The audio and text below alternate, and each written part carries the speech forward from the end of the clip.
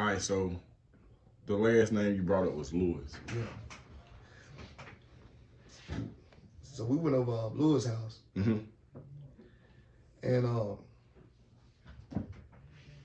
my co-defendant that night, when we shot it out with him, he got shot. He got shot in the stomach. So I got to tote him and the guns because we had to dump the car. And went to Lewis' house. Mm-hmm. So we changed clothes. Told Lewis, it's like in the neighborhood, it's a street called, you probably know Santa Barbara, Santa Monica. Yeah, Santa Cruz. They got all of that. Yeah. So in that little neighborhood, that's my cousin's neighborhood.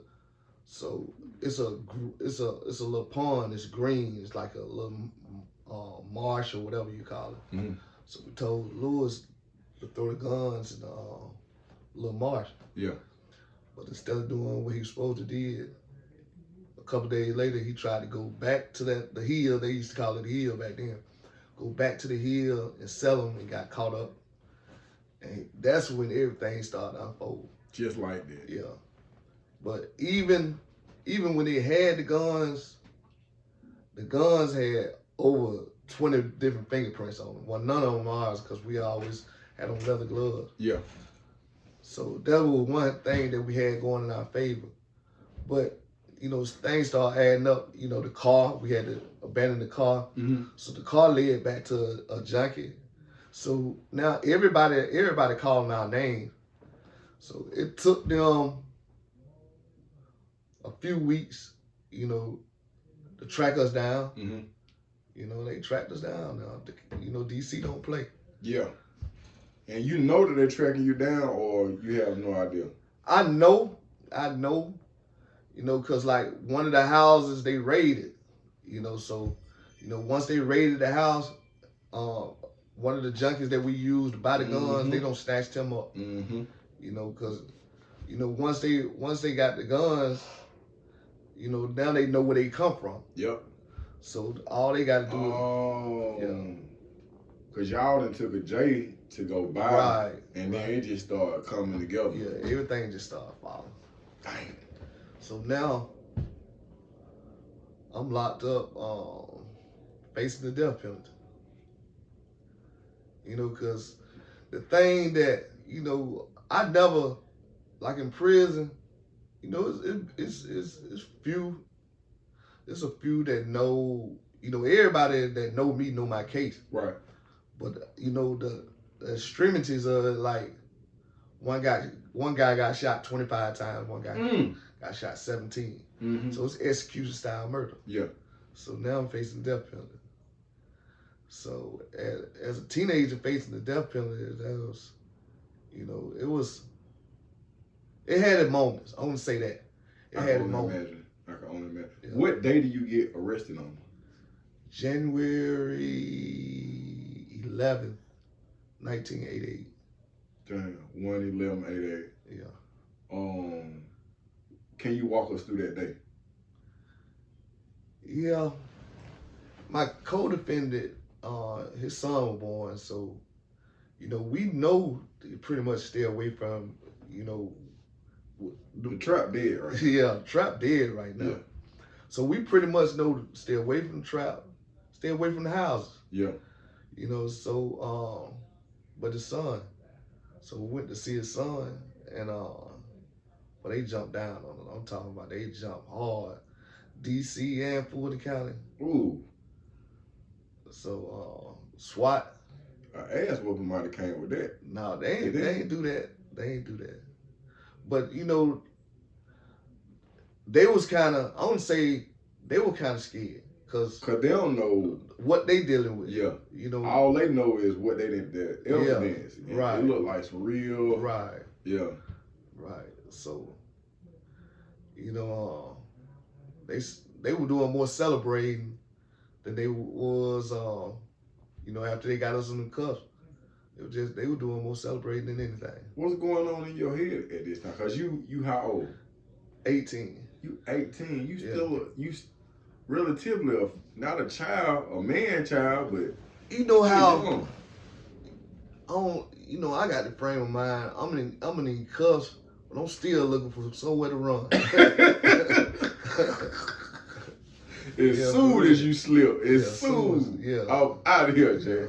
As soon. Damn. So they take you to the cab kind of jail. Right. So then that means that you go to the jail that used to be across the street. Yeah, the old one. Damn. Now, this your first time getting locked up? Nah, this is my first time in the cab kind of though. Yeah. Yeah. And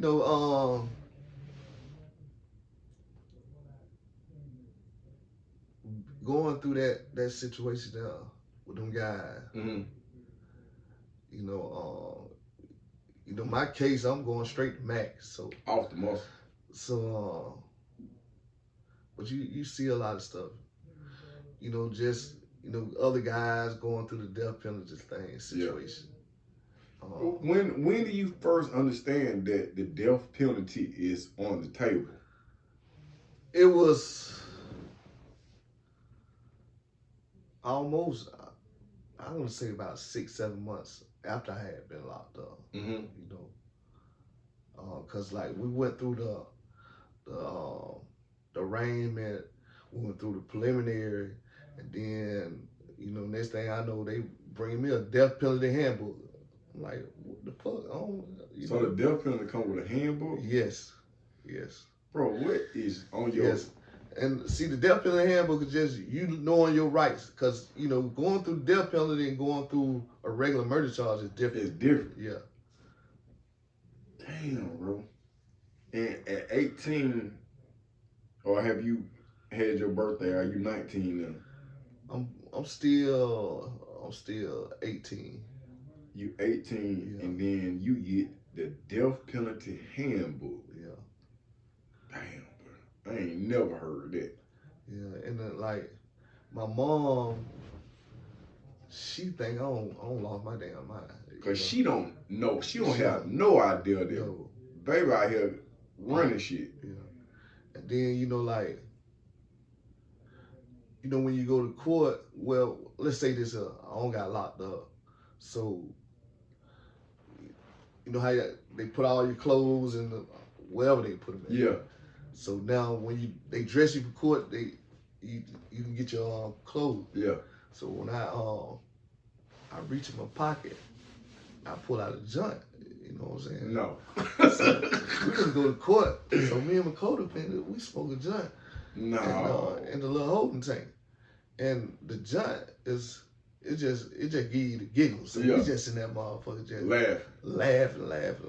So when we get in the courtroom, we still laugh. So these folks talking about seeking the death penalty, and we in there just geeked up. Just geeked. So everybody think we going crazy. But like we ain't taking it serious, but shit, we just geeked up. How was life in the county jail? I never went, and I stayed in the county jail for 3, maybe 4 years. How was jail at that old? Did they call it the old annex or something? Yeah. The DeKalb County was like, it's max. Back then, we get an hour rec. Mm-hmm. And, you go to the roof. On the roof, yeah. Play basketball. They had the little weight room. Mm-hmm. Lift weights and shoot pool and stuff like that. Mm-hmm. But mainly, county, you go to that roof, you're gonna fight. You're gonna have your little fights. You're gonna, play your little basketball. Yeah. And the little Thunderdorms, they were thumping back there. But we wasn't really. We had a little dormitory that, we were plotting on escaping and all that. You trying to go home? Yeah, we trying to get back to the streets, man. Simple as that. Yeah. So, at some point in time, you fall into the courtroom high. When do we crank the jury up, or do we? Yeah. What we on? At first, I'm scared. I'm scared of dying. Yeah. You know what I'm saying? That kind of death. You got a lawyer or a public defender? A lawyer. Okay. And that kind of death, you know, a death that you can't fight your way through it. You just gotta accept the torture. Mm-hmm. You know, man, I'm scared. I'm scared of that. Yeah. You know, I don't want no parts of that. Yeah. You know, and it just took me a while. It took me a while to just really just sink in. Mm-hmm. You know, like I go to court and I come back mad and fight. You know? Yeah. Because, you know, when you're young, everybody's to blame but you. Yeah. You know, and that's how it was. You know, and then when it just really starts sinking in, it's when you pick that jury, and then when them people get up on them stands and they go to testifying and they go to, you know, some of them gonna be telling some lies and some of them gonna just be telling the hard truth, and they're gonna hurt, and you're gonna see yourself and you're gonna, man, I'm not getting out of here. Yeah. I'm finna go to death row. These folks finna kill me. You know, and it hunts you every day. Did you see anybody on the stand that you were surprised to see on the stand? Man, everybody. Everybody. Man, listen. You know, you read, you know, like the discovery, you know what you face. Okay. So, but I'm just not believing these folks gonna. You're like, ain't no way. Yeah, ain't no way. You know, you like, man, these folks love me. These folks know these folks trying to kill me. These folks, man. I fed these people. Yeah. But like, even like my little partner Lewis, you know, they sent him to Morganfield, Kentucky. They hid him till it was time for us to go to trial. This ain't no federal case though. No. But see, they don't, let me tell you, when they locked us up, they thought we was black mafia. Yeah. They didn't know what they were dealing with. Yeah. They didn't know that they were just dealing with 2 kids. They ain't never seen nothing like this Right. at all. This, damn, bro.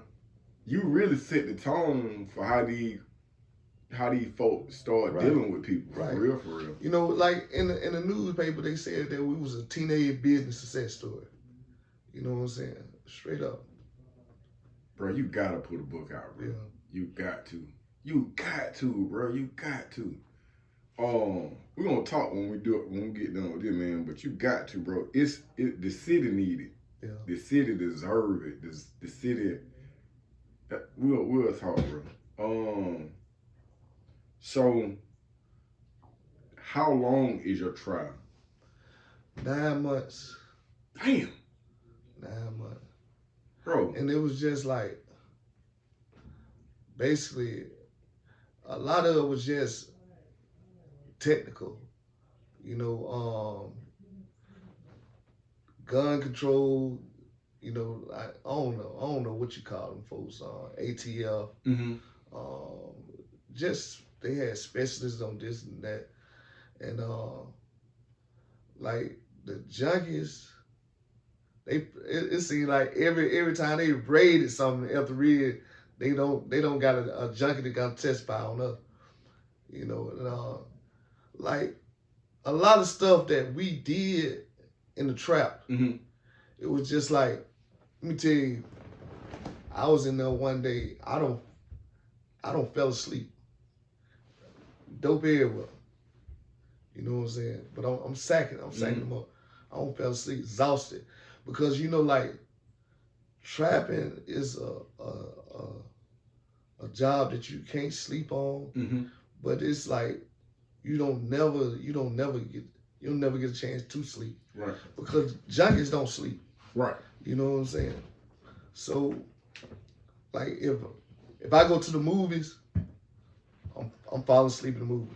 If I go to the club, I'm falling asleep in the club. I go to the strip club, I'm falling. Anytime I get a chance to relax, I'm falling asleep because you can't relax in the trap. And you working all 3 shifts. Yeah, that's right. No lunch break. No lunch break.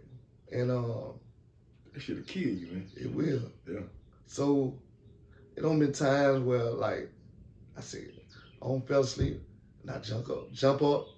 I said, I'm slipping, and I grab that, and I go to tripping it. Yeah. You know what I'm saying? But I know I'm tripping, but they don't know I'm tripping. Yeah, they just think you're crazy. Yeah.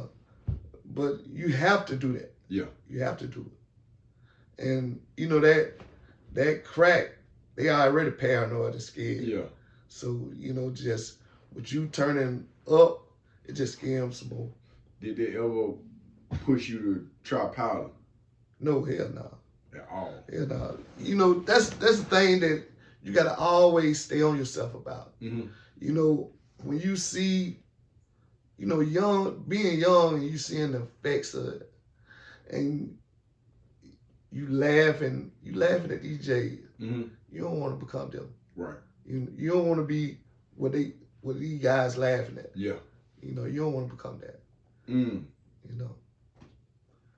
So weed, you know, that's all I used to do back then. Yeah. But now, no drugs, no drinking, no alcohol, no nothing.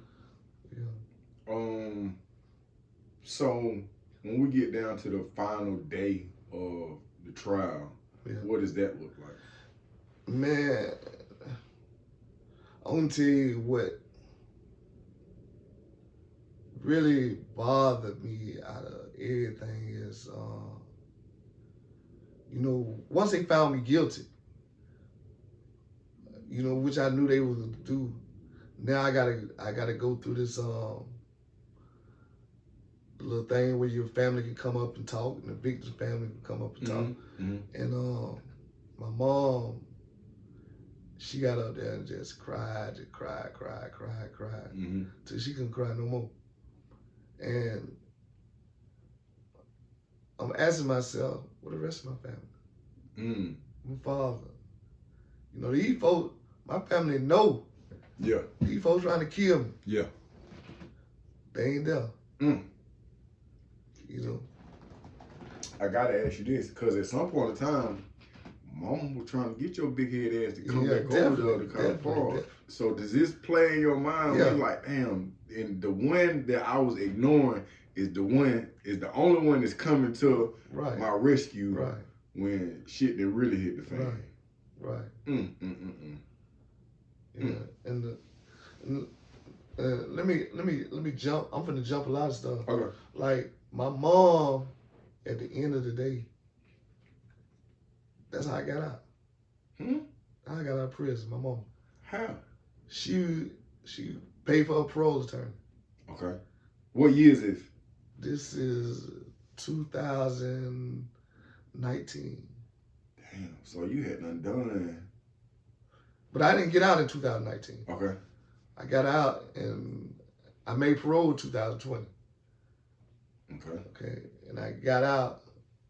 Well, I got out 2000. Went to the TC. But my mom died in 2019. So she didn't get to see you free. No. But she arranged it though. Right. Damn, bro. So that's who you gotta dedicate the book to, bro. That's who I dedicate my life to. Okay then. Yeah. Dang. What's her name? Gloria. Rest in peace to Gloria. Yeah. She the realest person in this story. Right.